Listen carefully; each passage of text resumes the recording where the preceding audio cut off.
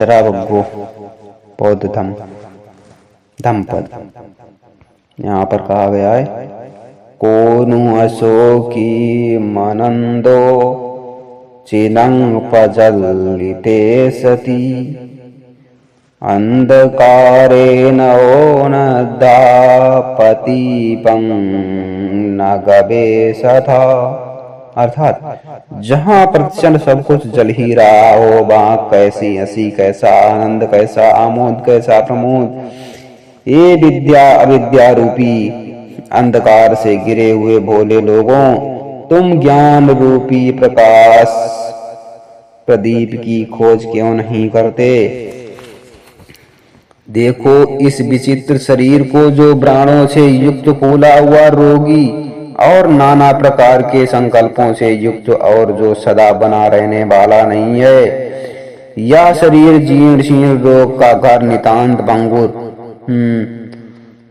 षडांध से भरा हुआ अर्थात षडांध से भरा हुआ देह टुकड़े टुकड़े हो जाती है और जीवन मरणांत तक हो जाता है।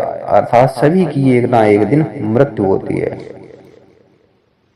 फरद काल की फेंकी गई अपत्य लौकी के समान कुमलाए हुए मृत शरीर को देखकर, कबूतरों के वर्ण वाली शमशान में पड़ी हुई हड्डियों को देखकर किसको इस देह से अनुराग होगा?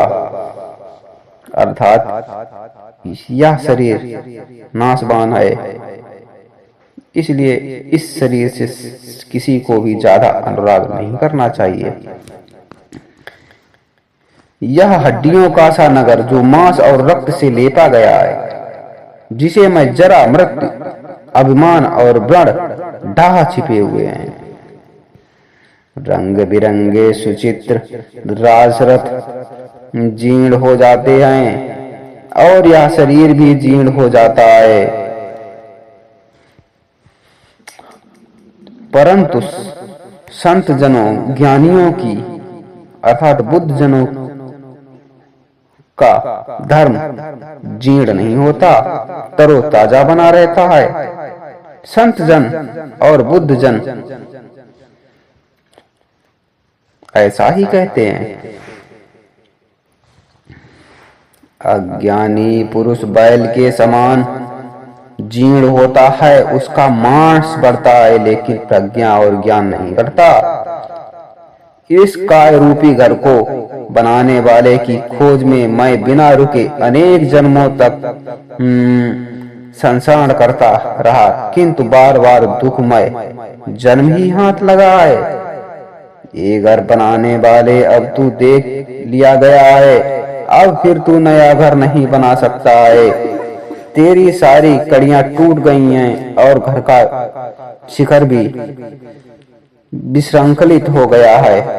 चित्त पूरी तरह संस्कार रहित हो गया है और तनाव का क्षय हो गया है।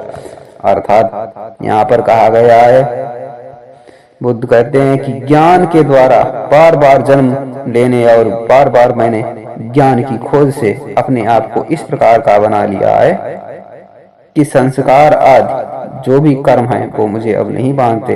मैं शरीर से परे हो गया हूँ और निर्वाण को प्राप्त कर लूंगा। ब्रह्मचर्य का पालन किए बिना अथवा यौवन में धन कमाए बिना लोग वृद्धावस्था में मृत्यहीन अर्थात मछली के समान जलाशय में बूढ़े जीर्ण कांस पक्षी के समान घुट घुट कर मरते हैं।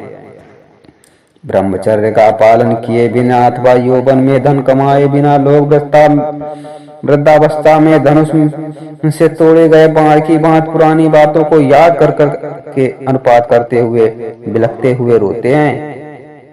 यह जरावग्गो अध्याय पूर्ण हुआ, जो कि 11वां अध्याय है।